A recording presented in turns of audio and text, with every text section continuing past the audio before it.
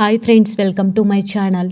భూమిని చూడటానికి దొంగలా పిల్లిలా గోడ దూకి భూమి గదిలోనికి వెళ్ళిన గగన్ని చూసి అపూర్వ షాక్ అయిపోతుంది. బావా బావా అని గట్టిగా కేకలు వేయడంతో శరత్చంద్ర అలాగే అందరూ కూడా బయటకు వచ్చేస్తారు.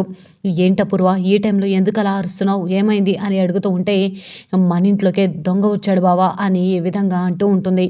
దొంగ ఎటువైపు వెళ్ళాడు అనగానే భూమి గది వైపు వెళ్ళాడు బావా అని ఈ విధంగా అనగానే శరత్చంద్ర వెళ్ళేసరికి భూమి అలాగే గగన్ ఇద్దరు కూడా నించొని ఉంటారు. అది చూసిన శరత్చంద్ర ఒక్కసారిగా షాక్ అయిపోతాడు.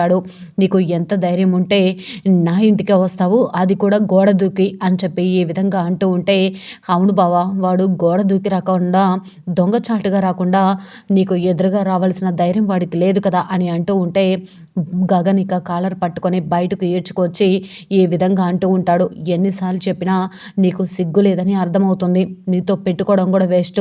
ఇక నుంచి నా ఇంటి వైపు కానీ భూమి వైపు కానీ కన్నెత్తి చూసినా ఊరుకోనని చెప్పి అనగానే ఒక్కసారిగా గగన్ షాక్ అయిపోతాడు.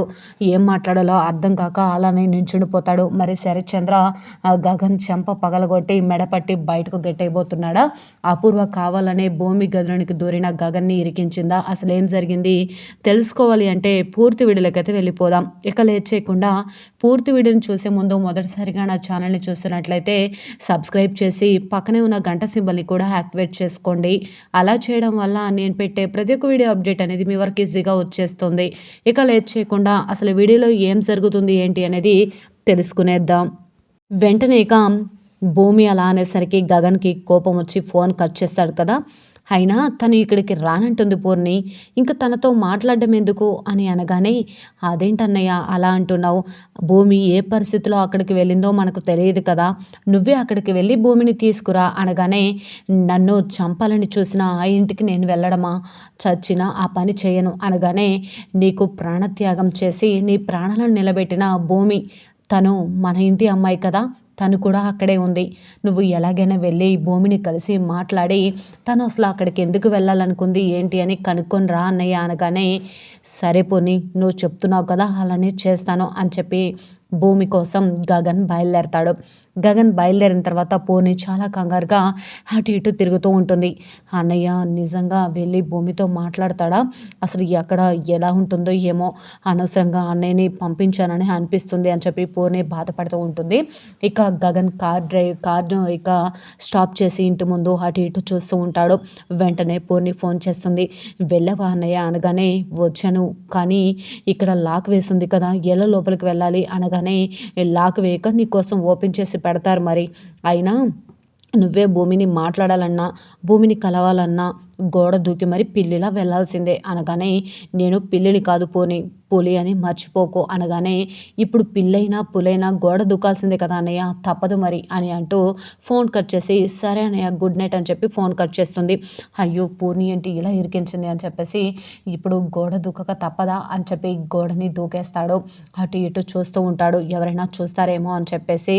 అపూర్వ అప్పుడే ఇక పైన బాల్కనీలో అటు ఇటు తిరుగుతూ ఉంటుంది.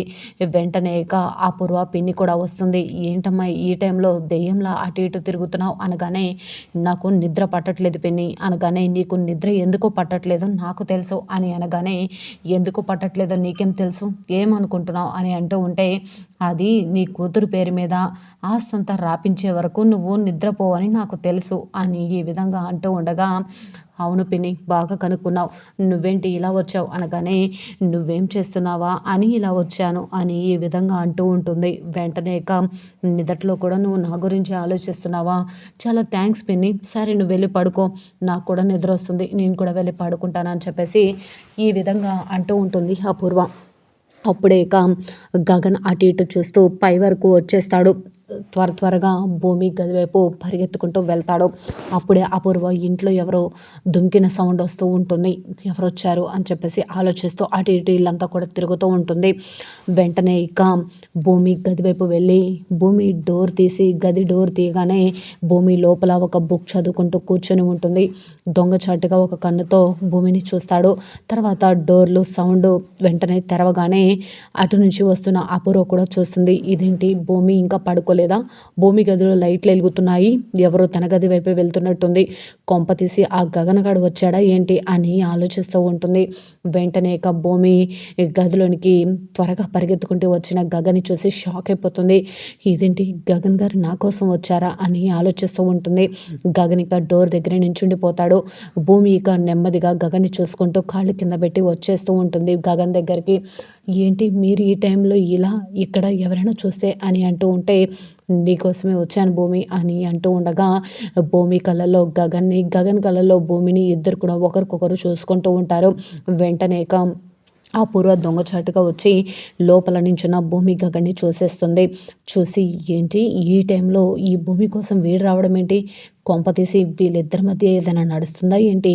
లేకపోతే భూమిని తీసుకెళ్ళడానికి వచ్చాడా అని ఏ విధంగా అంటూ వెంటనే ఇంట్లో అందరినీ కూడా పిలవాలి.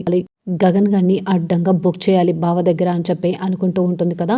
భూమి ఈ విధంగా అంటూ ఉంటుంది, మీకు నాతో మాట్లాడడం మీకు ఇష్టం ఉండదు కదా అని అంటూ ఉంటే, అమ్మ నువ్వు లేకుండా చాలా బాధపడుతుంది, అయినా ఇక్కడికి ఎందుకు వచ్చావు, మన ఇంటికి వెళ్దాం పద అని అనగానే, చెప్పాను కదా నేను కొంత కోలుకునే వరకు ఇక్కడే ఉండాలి అనగానే, ఒక్కటి అడుగుతాను నిజం చెప్పు, నువ్వు నీ ఇష్ట ప్రకారమే ఇంటికి వచ్చావా అని అడుగుతూ ఉంటే, అది అని అంటూ ఉంటే, నాకు తెలుసు నిన్ను ఖచ్చితంగా ఇబ్బంది పెట్టే ఇక్కడికి తీసుకొచ్చి ఉంటారు, అయినా నువ్వు చెప్పలేదా నేను తలదిక్కి ఇంటికి వెళ్తానని అనగానే భూమి సంతోషపడుతూ ఉంటుంది.